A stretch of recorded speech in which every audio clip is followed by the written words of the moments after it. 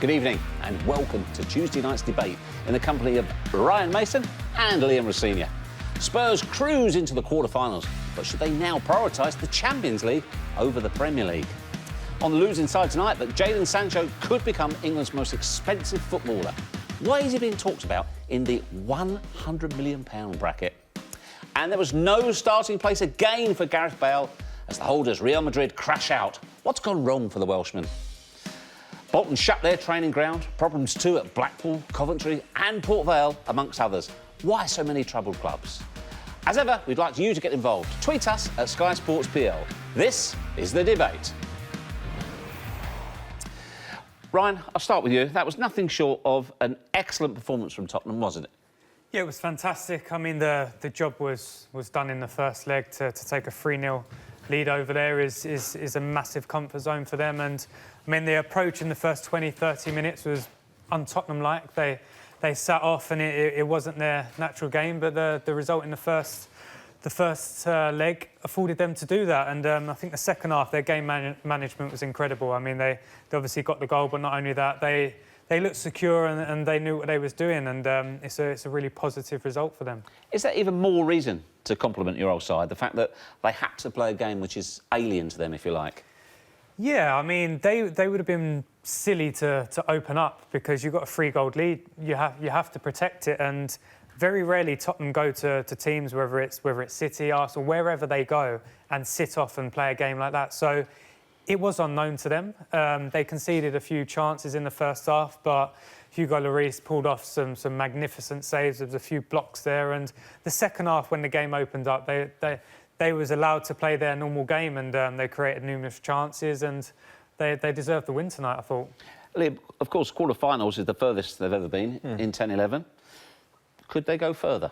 I think, yes, they can. I think the experience that they had last year with Juventus coming so close to beating one of the best teams in Europe, being so close, I think it showed in the game they played tonight, because being 3-0 up in Europe, yes, it looks like a healthy advantage. It's very difficult to go to a place like away at Borussia Dortmund. That stadium is absolutely incredible, one of the best stadiums in Europe for sucking the ball in the net, very similar to Anfield. It's a very, very difficult atmosphere to go to.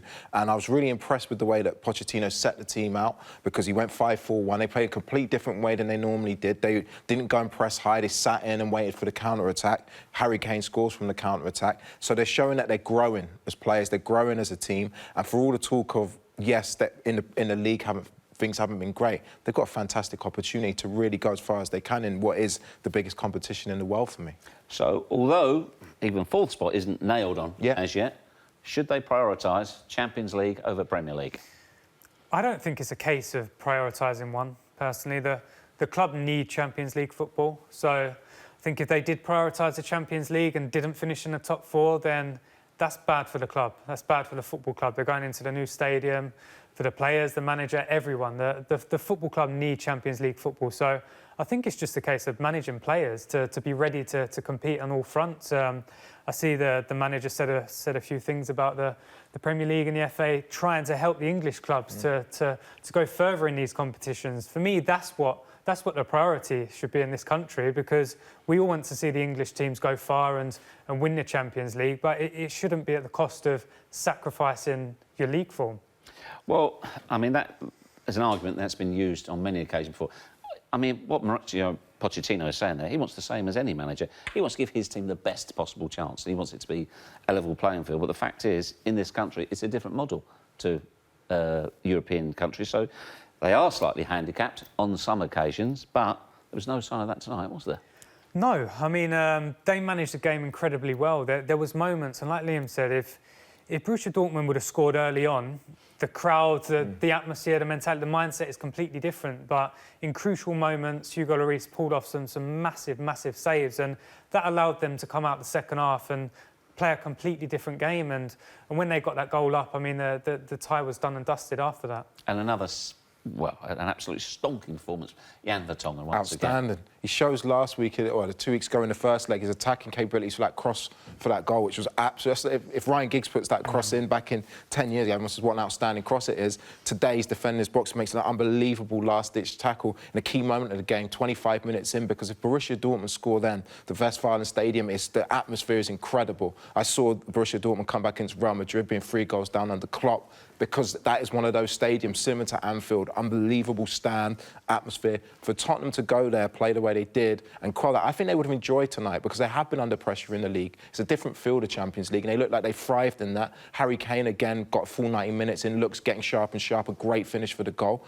I'm excited for them again, and I think for all the negativity surrounding Tottenham, I think they're doing as well as they possibly can do.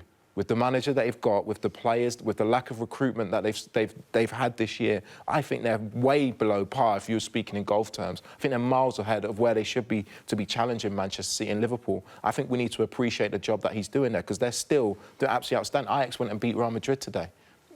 Borussia Dortmund, I would say, a stronger team than Ajax in terms of European football, but Ajax have gone and beaten Real Madrid, and I think we can't discount what a good professional sound job Tottenham did away at Dortmund tonight.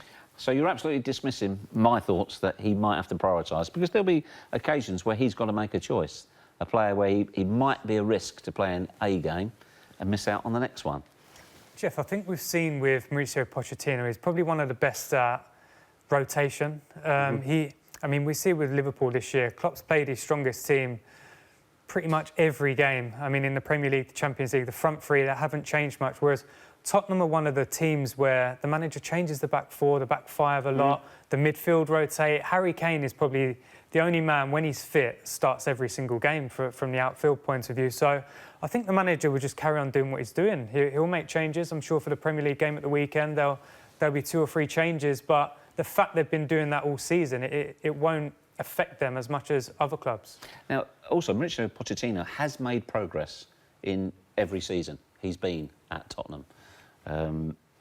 They've never passed the quarter-finals before, so does he have to better that to make progress this season, or will it feel as though it's a season where it's not stood still, because it is fantastic, as Liam said, but that progress has no longer continued?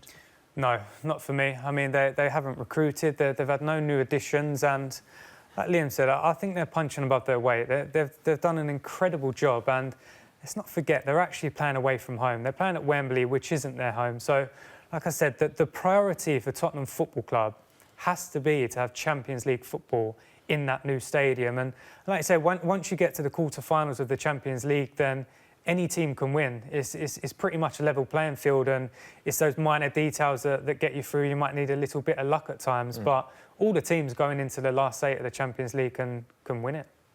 Now, as Ryan said, talk about playing away from their stadium. The Premier League today have said that Tottenham must play their next home Premier League game, which is either against Brighton or Huddersfield, or they have to play all their home games at Wembley for the rest of the season. Now, there's the difference because of the FA Cup, because that game could go away. So realistically, we're talking about the first or the second week in April.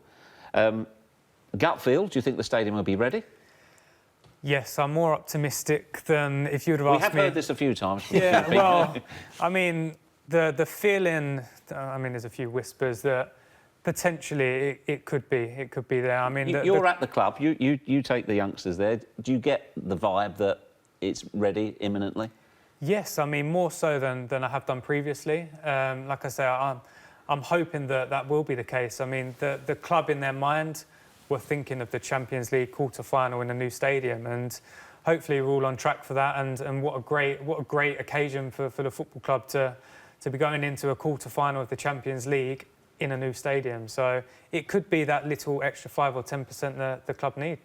I mean, Ryan there echoes every time we've ever spoken to Mauricio or to the players of the club, they want to be in that stadium as quickly as possible. And when you put forward the theory, well, hang on, it's a bit of a chance, unknown stadium, unknown pitch for you for the last part of the season, you know what you're getting at Wembley. Yeah.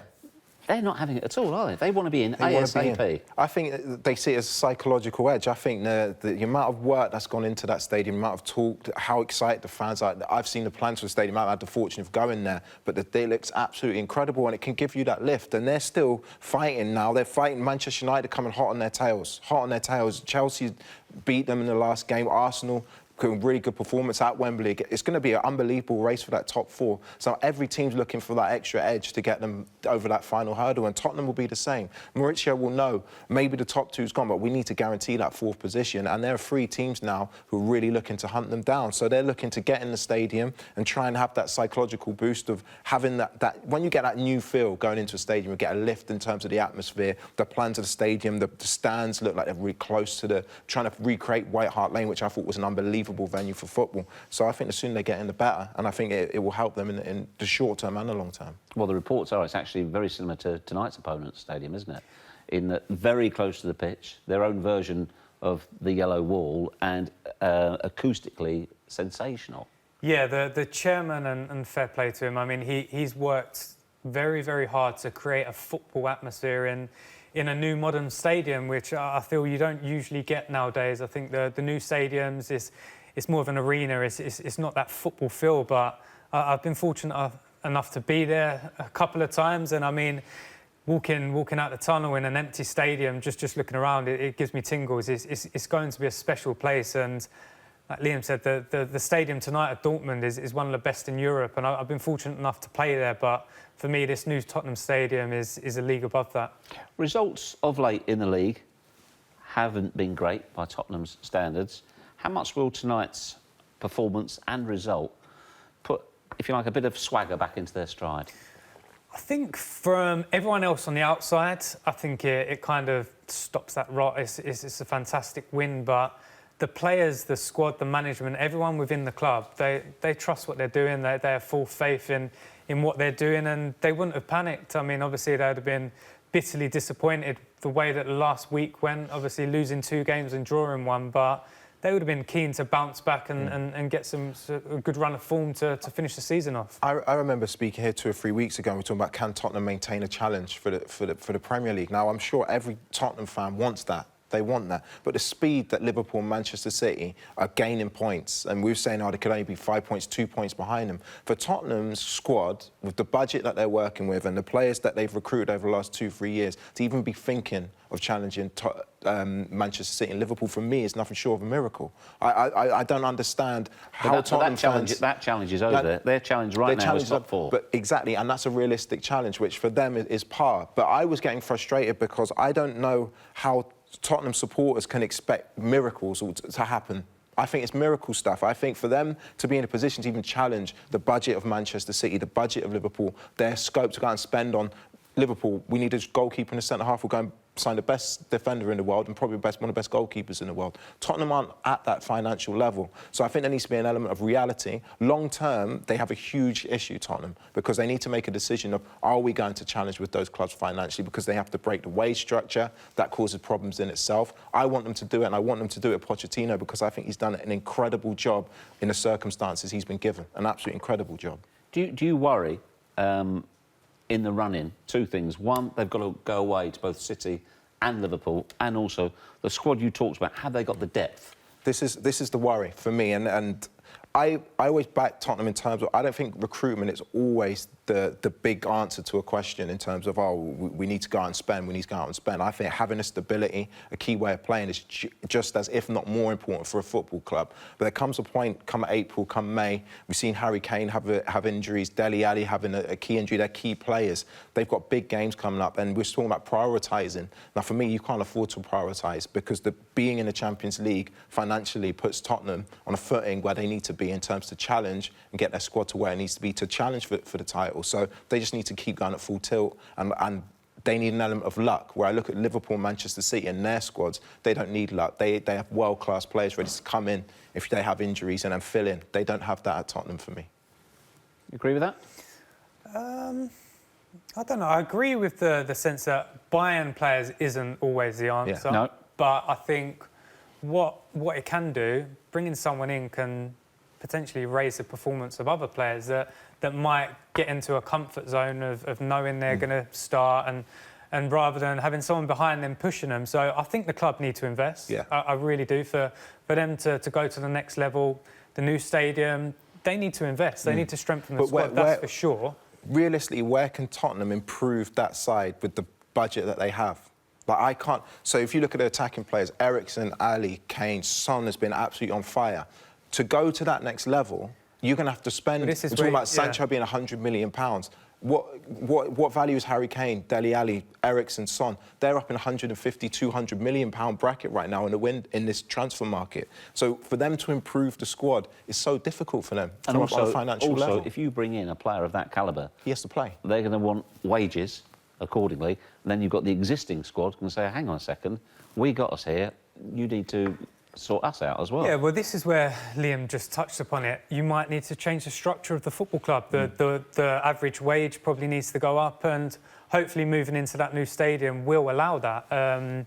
It needs to. I mean, to compete with the likes of City. I mean, Tottenham are never going to be a club that pay 250, 300 grand a week. They're not going to be on that level, but they need to bridge that gap. And I think moving into the new stadium, hopefully, with Champions League football will allow them to do that.